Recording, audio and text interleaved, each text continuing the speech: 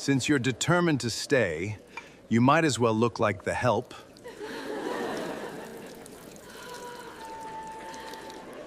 Freeze everything.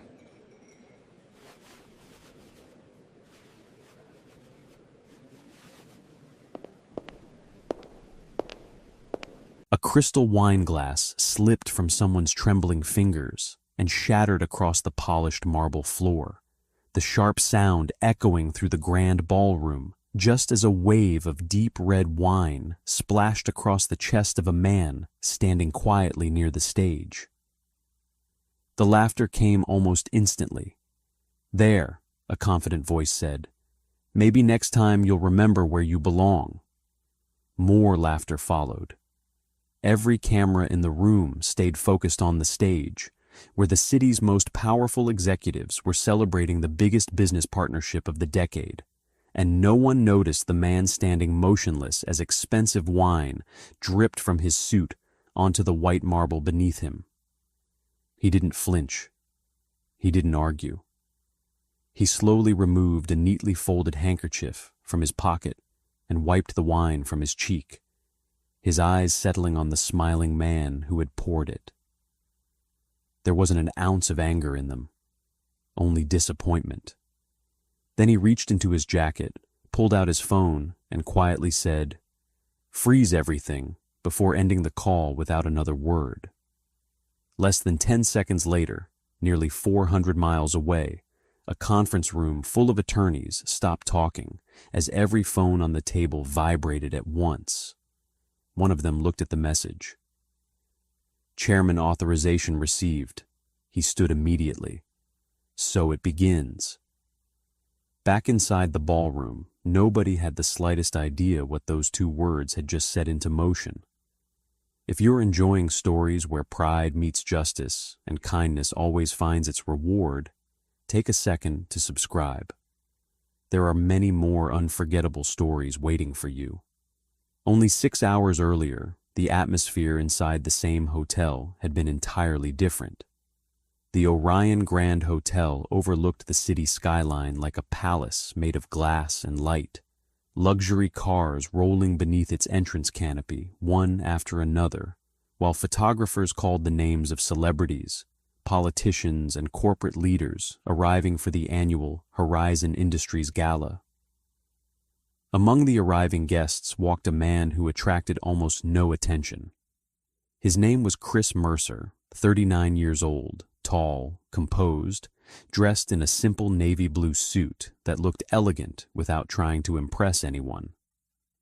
No bodyguard surrounded him, no expensive watch demanded admiration, no designer logo announced wealth. Anyone passing him would have guessed he was a financial consultant, or perhaps a quiet attorney attending on behalf of a client. Exactly as Chris intended.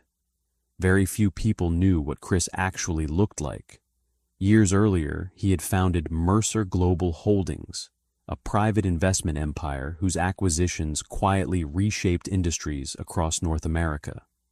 He hated interviews, avoided magazine covers, refused television appearances.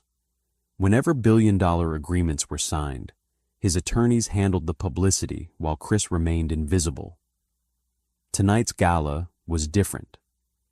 Mercer Global Holdings was preparing to invest $2 billion into Horizon Industries, a rapidly growing technology company that promised to revolutionize sustainable manufacturing, an investment that would instantly transform Horizon into one of the most valuable companies in the country. Only the chairman of Horizon's board had ever met Chris face to face.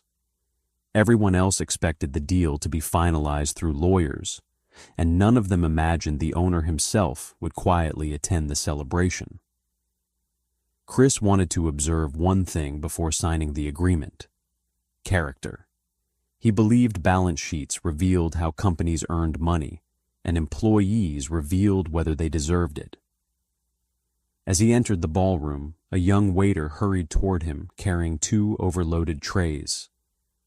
"I'm so sorry. Could you hold this for just 1 second?" Chris smiled. "Of course," and steadied one tray while the young man adjusted the other. "Thank you," the waiter sighed, and Chris shrugged it off. No problem. Several executives walked past without acknowledging the exhausted waiter at all, and one brushed his shoulder hard enough to nearly knock the glasses over. "Watch where you're standing," he snapped, and the waiter apologized even though he hadn't moved. Chris noticed everything.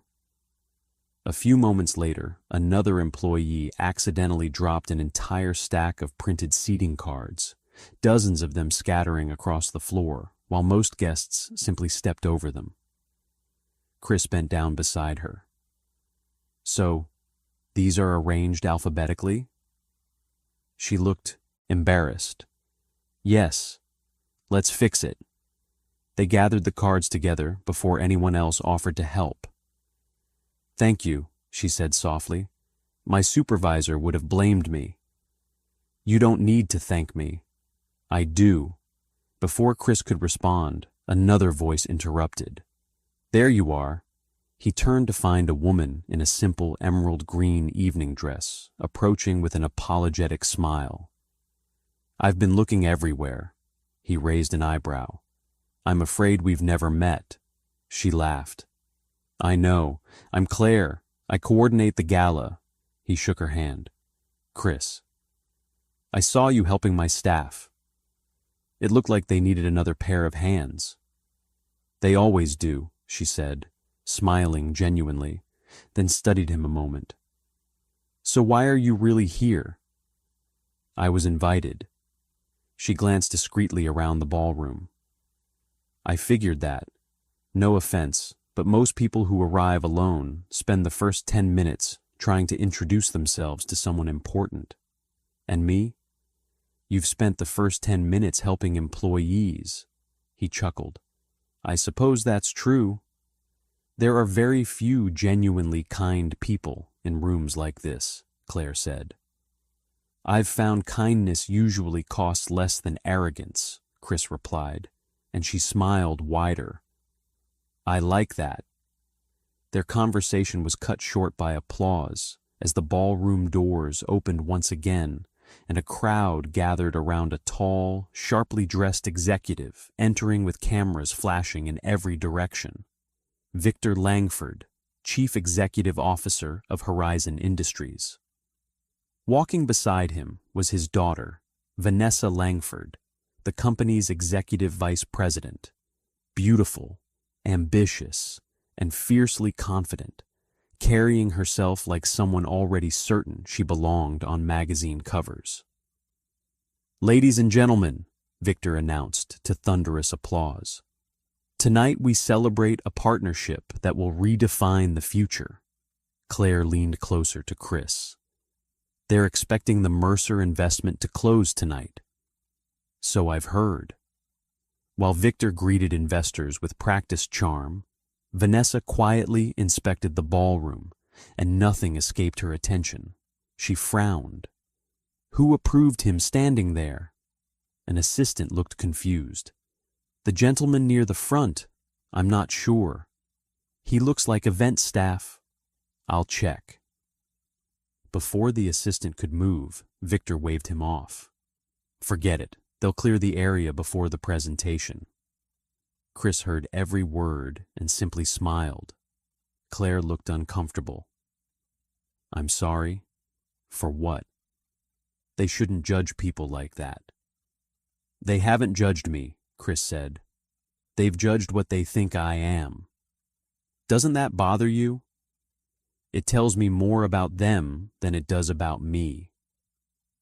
Claire couldn't explain why, but there was something remarkably peaceful about him. Not passive, peaceful, like someone with absolutely nothing to prove. The evening continued. Guests mingled, champagne flowed, investors discussed markets, reporters prepared interviews, and Chris wandered quietly through the ballroom, listening more than speaking. Again and again he noticed the same pattern. Executives ignoring janitors, assistants spoken to like servants, waiters apologizing for mistakes they hadn't made. Only Claire seemed to treat everyone equally. At one point, she found him standing beside a panoramic window overlooking the city. "You've avoided every networking group in the room. I prefer conversations, not business opportunities. The right opportunity doesn't need chasing. You talk differently than most executives." "Who says I'm an executive?" She laughed. "Fair point." There was an easy silence between them, comfortable, unexpected, before she finally asked, "Can I ask you something?" "You just did." She rolled her eyes. "Seriously. Go ahead." "What do you actually do?" Chris looked toward the glittering skyline. "I invest in people." "That's vague." "It's also true." She studied his face, searching for a clue, and found only calm confidence. Not arrogance, not insecurity, just quiet certainty. For reasons she couldn't explain, she trusted him. Across the ballroom, Vanessa was watching them. "Who's she talking to?" Her assistant shrugged. "No idea.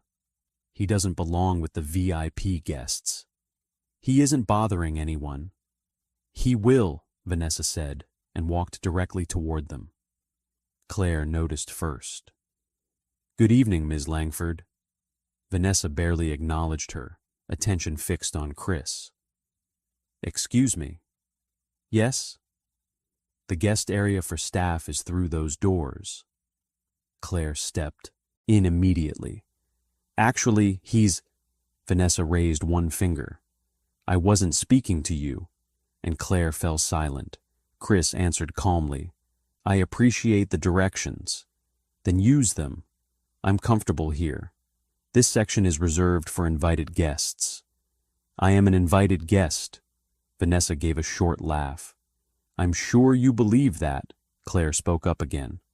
"He has a valid invitation." "So does the catering company," Vanessa snapped, and turned and walked away without another word. Claire sighed heavily. "I can't believe she spoke to you like that." Chris watched Vanessa disappear into the crowd. "I can." "You don't seem offended." "I came here hoping to learn who deserved my trust." "And?" "I've learned quite a bit already." "What exactly are you investing in?" Claire asked, curious now. Chris smiled. "You'll know soon enough." The ballroom lights dimmed, and the master of ceremonies stepped onto the stage. "Ladies and gentlemen, in just a few minutes, Horizon Industries will officially announce the largest private investment partnership in company history." The room erupted into applause, and Victor and Vanessa exchanged confident smiles, neither of them noticing Chris quietly slipping his phone into his inside pocket, nor realizing that before the night was over, every dream they had celebrated would hang by a single decision made by the man they had mistaken for someone who didn't belong. The applause grew louder as Victor Langford stepped to the center of the stage and spread his arms with the confidence of a man who believed the future already belonged to him. "Ladies and gentlemen," he announced, "tonight marks the beginning of a new era. In just a few moments, Horizon Industries will complete a $2 billion partnership that will transform our company into the market leader for decades to come." The ballroom erupted into cheers. Vanessa stood proudly beside her father, smiling as camera flashes lit the stage, while Claire remained near the side entrance, watching everything, occasionally glancing toward Chris, who hadn't moved from his spot near a marble column, holding nothing more than a glass of sparkling water. She walked over. "I have a feeling you're thinking about something." "I am." "You still haven't told me what you do." "I will." "When?" "When the right moment arrives." She laughed softly. "You really enjoy mysteries." "I enjoy truth." Before she could answer, Victor's booming voice filled the ballroom again. "We also wish to thank every employee who helped make tonight possible."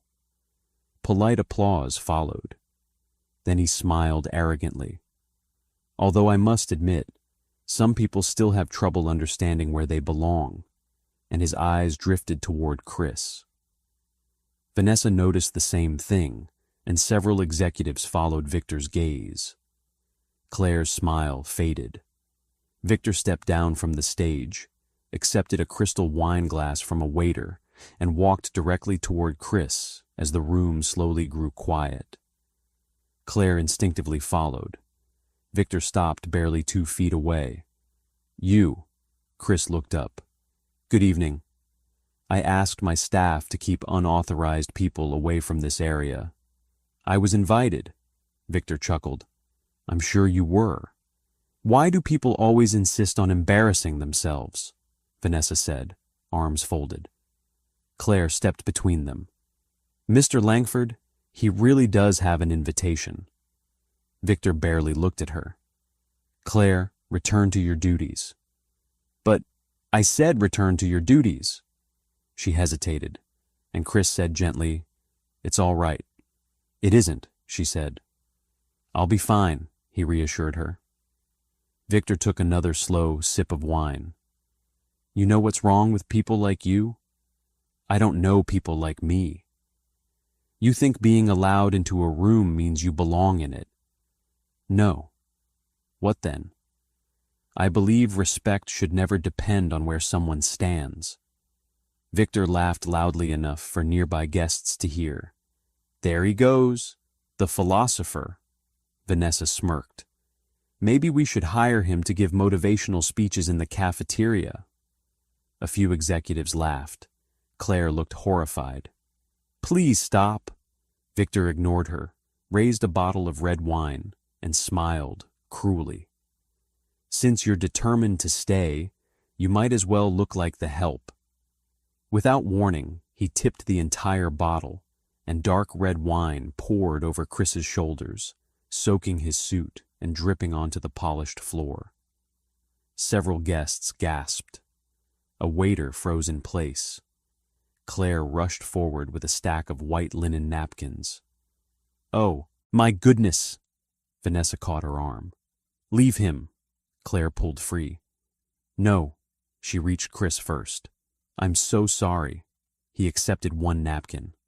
"Thank you," in a voice that remained calm, almost unbelievably calm, and slowly wiped the wine from his face.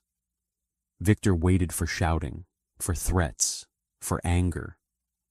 Instead, Chris simply folded the stained napkin neatly and looked directly into Victor's eyes. "I hope that made you feel important." Victor's smile faltered for the first time.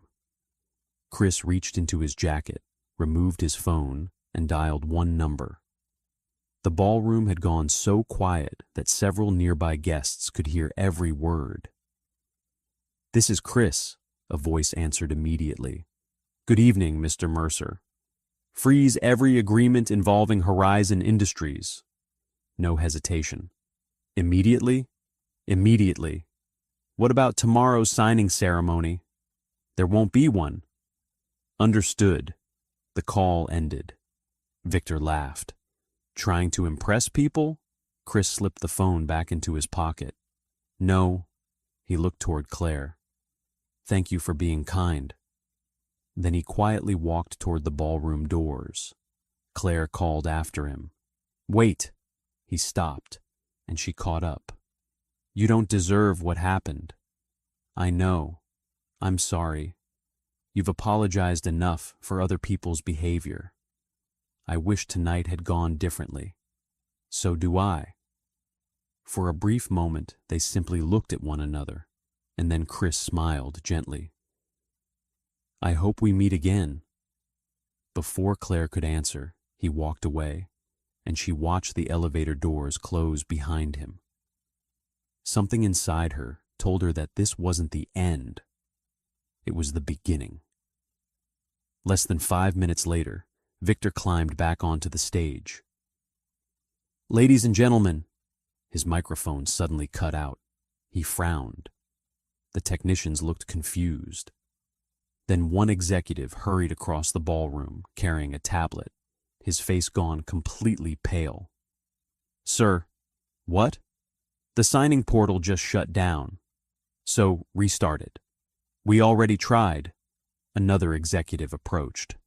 Our banking partners aren't answering. A third rushed over.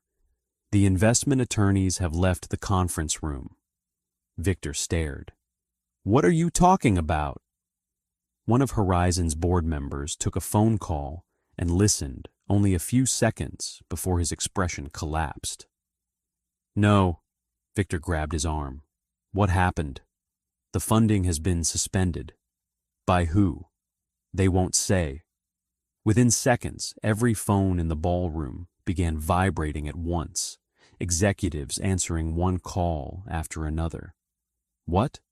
That's impossible. They withdrew? When? No. The celebration dissolved into panic. Investors gathering their belongings, financial analysts rushing outside to make calls, reporters sensing a major story unfolding. Vanessa grabbed her father's sleeve. Dad, our stock. She held up her phone. It's already falling. Victor snatched it from her. The live trading alerts kept flashing. Emergency notices, institutional withdrawals, trading pressure, credit review, all at once. This can't be real. It is, whispered the chairman of Horizon's board. Victor turned on him. You know something. The chairman looked exhausted. I warned you. About what? About character. What does that have to do with this? He closed his eyes. You never asked who owned Mercer Global Holdings. What? You assumed the lawyers represented the owners. Vanessa slowly shook her head. No. The chairman nodded once. The man you humiliated tonight, he said, his voice barely rising above a whisper, is Chris Mercer. Silence. Absolute silence. Victor stared at him. No. He founded Mercer Global. No. He owns 58% of the company. Vanessa's face lost all color. He personally approves every acquisition over $100 million, the chairman continued. He was here because he wanted to evaluate us before signing. One executive whispered, My God. Claire stood frozen near the ballroom entrance, remembering every conversation. I invest in people, you'll know soon enough. And everything suddenly made sense. Victor grabbed the chairman. Call him. I already did. And he declined. Call again. He won't answer. News alerts appeared on every television screen inside the ballroom. Mercer Global halts $2 billion, Horizon investment. Shares of Horizon plunge. Emergency board meeting called. Reporters flooded the exits. Guests hurried away, eager to avoid being associated with the disaster. Within 20 minutes, the AI celebration had become a financial funeral. If you've ever watched Pride collapse in real time, you already know this is only the beginning of the fallout. Stick around, because the reckoning is just getting started. The following morning, every major business network carried the same story. Footage from the gala had leaked online, and although the actual wine incident hadn't been filmed clearly, witnesses described it in detail, and public outrage exploded. Headlines condemned Horizon's leadership. Investors questioned the company's culture. Clients suspended negotiations. By lunchtime, Horizon had lost nearly 40% of its market value. Victor barely slept. Vanessa hadn't stopped crying. Late that afternoon, they received one final opportunity. Chris had agreed to meet them, not at Horizon's headquarters, but at Mercer Global. Victor and Vanessa entered the executive boardroom, surrounded by walls of glass overlooking the city, and every member of Mercer's board stood as Chris entered. No fanfare, no arrogance, just quiet respect. He wore another simple navy suit. Victor lowered his head. I'm sorry. Chris remained standing. For which part? Victor struggled. The misunderstanding. It wasn't a misunderstanding, Chris said calmly. It was. You understood exactly what you believed. Victor said nothing. You believed I was beneath you. No, you believed my clothing determined my value. Victor's shoulders slumped. I made a terrible mistake. You made many. Vanessa stepped forward. We judged you before knowing who you were. Chris looked directly at her. No, you judged me because you believed I wasn't anyone important. The room fell silent. If I had actually been a waiter, he said, letting the question hang, would your behavior have been acceptable? Neither of them answered. Chris walked slowly toward the windows overlooking the city. My grandfather cleaned office buildings for 30 years, he said, and Victor looked up. He taught me something when I was 10. Chris smiled faintly. He said, the richest person in any room is the one who never has to make someone else feel small.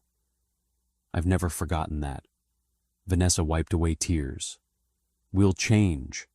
I hope you do. Please, don't destroy the company. Chris looked toward the board members. I'm not destroying Horizon. You are. No, you did that yourselves. Another long silence followed, and finally, Chris spoke. The investment is permanently withdrawn. Victor closed his eyes. I understand. I sincerely hope you become better leaders.